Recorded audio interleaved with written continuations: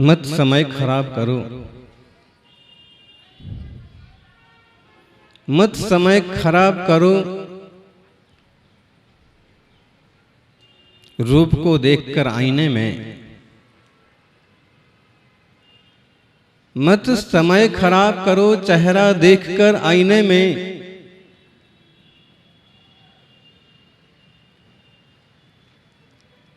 स्वाध्याय में, गुरु संगति में शामिल हो जाओ, निखर जाओगे सही मायने में। जो रूप को निखारते हैं वो तप नहीं कर पाते, जो स्वरूप को निहारते हैं वो तप कर पाते हैं।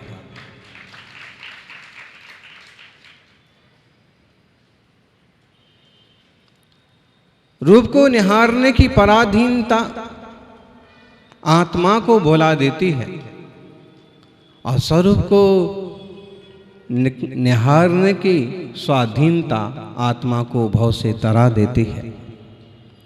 तरना है तो स्वरूप को जानो, स्वरूप को समझो, स्वरूप में लीन हो जाओ। और डूबना है तो केवल रूप को निहारते रहो। और रूप तो ढल जाने वाला है। गोरे तन पे इतना गुमा न कर, गोरा तन 2 दिन में ढल जाएगा। बात गजब की है? बात तो समझने जैसी है।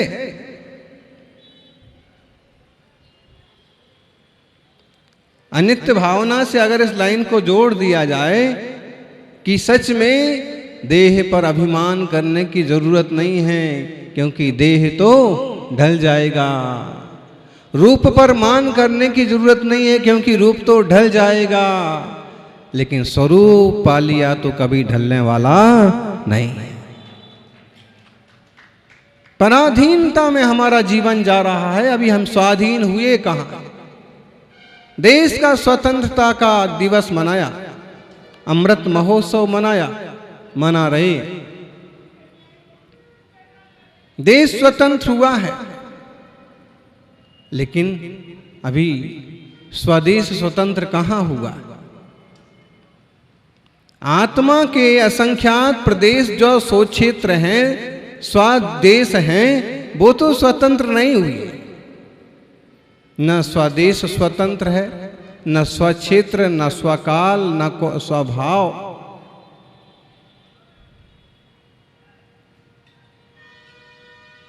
न स्वकाल। सब तरह की पराधीनता यह जीव भोग रहा है इस पर्याय में।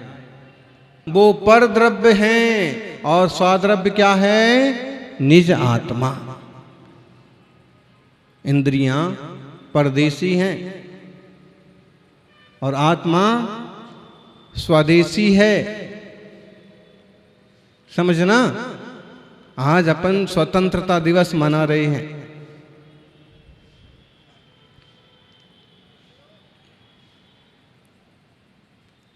निज आत्मा का। आत्मा कैसे स्वतंत्र हो, इस पर भी विमर्श होना चाहिए। ओलद्धम ते ही कदम पच्चखम अपणो होदी।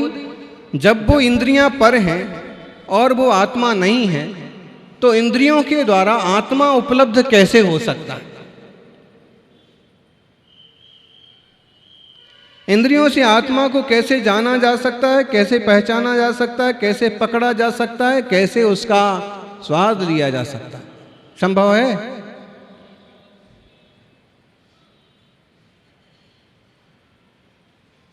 इंद्रियों के द्वारा जो कुछ भी जानते हैं वो प्रत्यक्ष नहीं होता। कहते जरूर हैं कि हमने तो प्रत्यक्ष देखा। आज हमने मंडप में प्रत्यक्ष देखा, अमुक श्रावक कुर्सी पर बैठे बैठे ऊँघ रहे थे। प्रत्यक्ष देखा हमने। रोज हम देखते हैं, रोज हम सुनते थे, आज हमने प्रत्यक्ष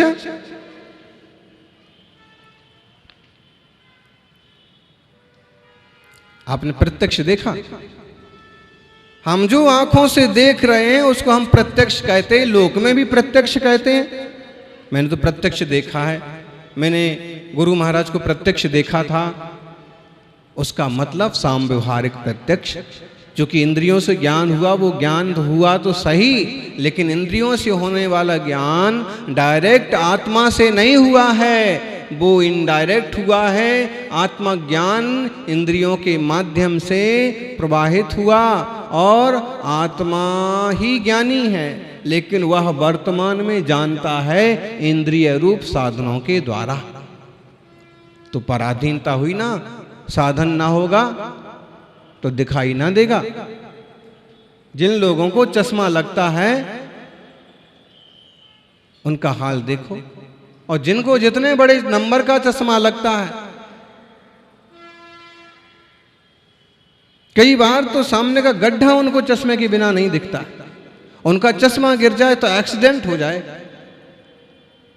किताब का हेडिंग भी उनको बिना चश्मे के नहीं दिखता, मतलब चश्मे की पराधीनता।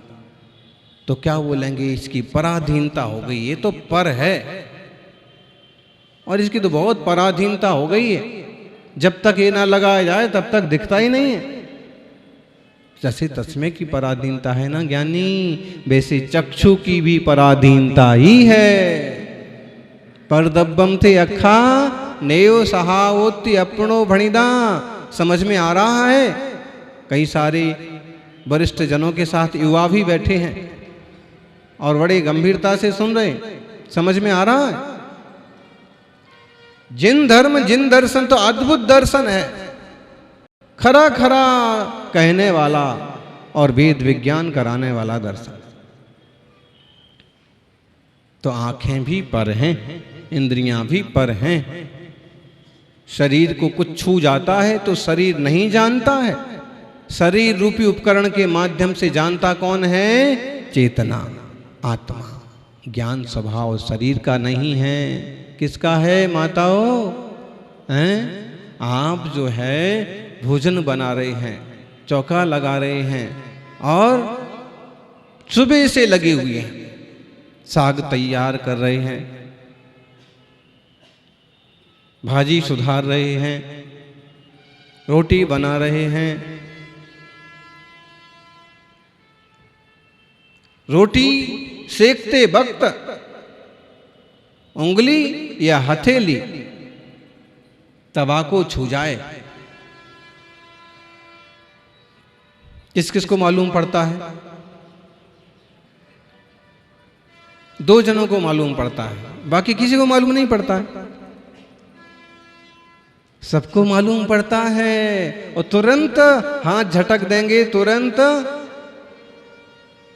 उसको हाथ को संभालने लगेंगे। समझदार होंगे तो तुरंत आटे में से थोड़ा सा लोई लेकर के उंगली पर लगा देंगे, काम चालू रहेगा। और ना समझ होंगे तो फिर अभी दवा खाने दौड़ेंगे।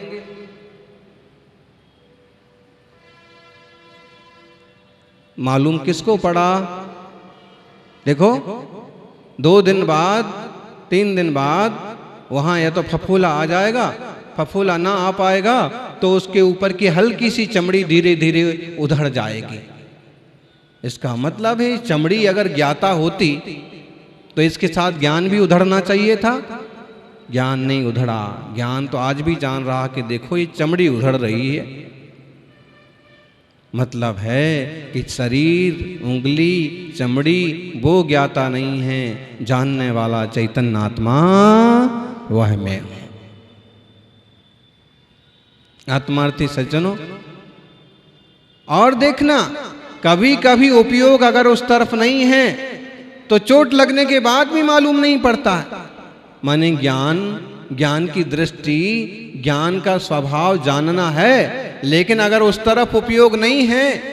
अब लीजिए, साग सुधारते सुधारते सुधारते और कहीं छोटा मोटा चाकू लग गया, छोटी सी क्रांच आ गई, चमड़ी पर चोट आ गई, तो जल्दीबाजी में यूं करते जाते हैं और यूं रख के और अपना काम चालू रखे रहते हैं कि थोड़ा हो गया होगा, लग गया होगा, और थोड़ी एक आध मिनट बाद तो भूल ही जाते हैं। और भूलने के बाद फिर अपना सारा काम जल्दी जल्दी करो, बस 10 बजने वाले हैं, बस महाराज जी निकलने ही वाले हैं, पड़गाहन करना है, सबको जाना है ये, और इतने बिजी हैं कि अभी उंगली को संभालने की भी खबर नहीं, भूल भी गए, पड़गाहन हो गया, आहार हो गया, अब बर्तन संभालने के लिए बैठे हैं, अब थोड़े फ्री हुए हैं, और फिर जैसे हाथ धोते हैं या कहीं फिर उंगली टच होती है तो फिर देखते हैं ये कब लग गया, ये क्रांच कब बन गई, ये हल्की सी चमड़ी कब उधड़ गई, अभी तक आपको पता नहीं था, उपयोग उस तरफ नहीं था, इसलिए पता नहीं था। ज्ञानियों, ज्ञान स्वभाव है, और ज्ञान स्वभाव आत्मा का है, इंद्रियों का नहीं है। पर दब्बम ते अखा नेयो सहावोति अपनो भणिदा, ओलद्धम ते ही कदम पच्चखम अपनो होदी। इंद्रियों से आत्मा प्रत्यक्ष कैसे हो सकता है? वे इंद्रियां अपर द्रव्य हैं, उन्हें आत्मत स्वभाव रूप नहीं कहा जा सकता, उनके द्वारा ज्ञात ज्ञान प्रत्यक्ष नहीं हो सकता। इंद्रियों से जो होता है ज्ञान वह परोक्ष है।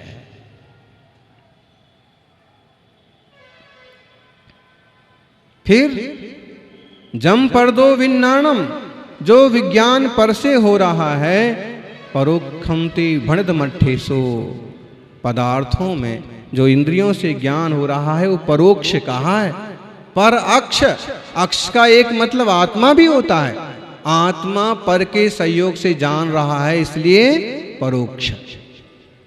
यदि केवलेन नादम हवदिहि जीवेण पच्चखम, और बिना इंद्रियों की यदि सीधा जाने तो वो कहलाएगा प्रत्यक्ष ज्ञान। आज आप इतना सुनिश्चित कर लो कि आप जो स्वदेशी हैं ना, वो विदेशियों की गुलामी में हैं। स्वदेशी कौन है? बोलो, हैं? बाजू के हाल में तिये की बैठक चल रही है ना, और तिये की बैठक में आने वाले भूले भटके यहां भी समोषण में भी पहुंच जाते हैं। कोई इच्छा से और रुचि से पहुंच जाते हैं, कोई उस हाल के चक्कर में इस हाल में आ जाते हैं। ये जीव भी कभी भूले भटके समोषण में चला गया होगा, गया तो था तिये की बैठक में, पहुंच गया, और एक बार समोषण में पहुंच गया, कहीं भाग्य ने साथ दिया तो जीवन बदल गया। और अगर भाग्य ने साथ नहीं दिया तो फिर वापस पूछेगा कि वो बैठक कहाँ हो रही है, वो नाश्ता किधर मिलने वाला है, तो बाजू के हाल में।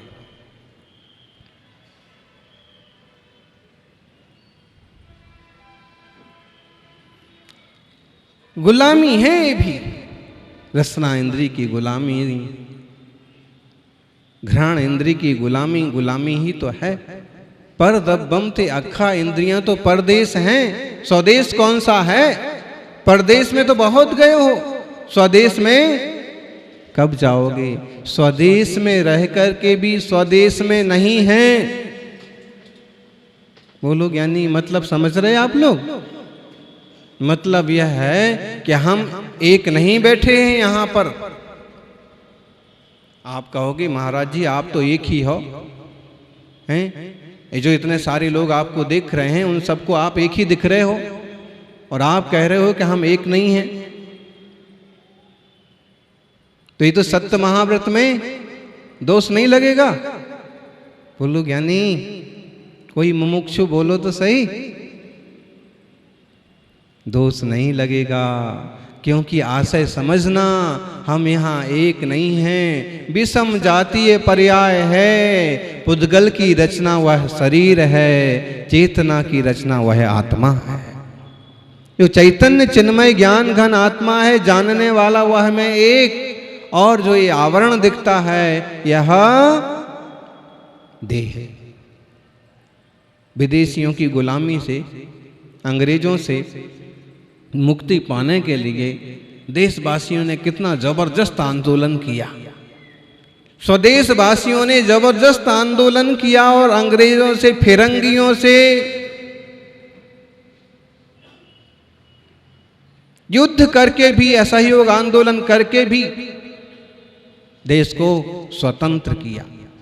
देश स्वतंत्र हुए 75 साल हो गए, लेकिन देश में रहने वाले कितने स्वतंत्र हुए बताइए। आज भी भाषा की गुलामी तो है, आज भी सबसे बड़ी मोबाइल की गुलामी तो है ही। आदमी बीवी को छोड़ देगा एक बार अगर उसके पास दो चीजें हों, बीवी और मोबाइल, और यमदूत आए और कहे कि दो में से तुझे एक कुछ छोड़ना पड़ेगा वरना मैं तुझे लेके जाऊंगा, तो किसको छोड़ेगा? बोलो, सच्ची बात नहीं बोलना है ना। अभी सच्ची बात बोल दोगे तो घर जाके लफड़ा हो जाएगा। लेकिन आदमी मतलब इतना गुलाम, सच में आदमी छोड़िए, बच्चों का हाल देखिए। एक प्रसंग हमने सुना था कि माँ ने बच्चे की माँ ने मोबाइल छीन लिया, जोर से डांट दिया, उसको इतना तैस आ गया, इतना नाराज हो गया कि जाकर के वो कुएं में कूद गया, मर गया। पिता ने मोबाइल नहीं दिलाया, छीन लिया, पिता को मार दिया। बहुत खतरनाक नशा है, जार है। तो और गुलामियां, भाषा की गुलामी भी छूटना चाहिए, मोबाइल की गुलामी भी छूटना चाहिए। ना मेरे को चाय की गुलामी है, ना मेरे को किसी नशे की गुलामी है, ना मेरे को किसी व्यक्ति के आसक्ति की गुलामी है। मैं तो स्वतंत्र हूँ। भाई, हो सकता है कि तुम इतने स्तर तक पहुंच गए हो और इस ढंग से तुम स्वतंत्र हो, लेकिन हम आपको कह रहे हैं कि आप नशे की गुलामी से मुक्त हो गए हों, लेकिन पंचेंद्रिय के नशे की गुलामी से अभी भी मुक्त नहीं है।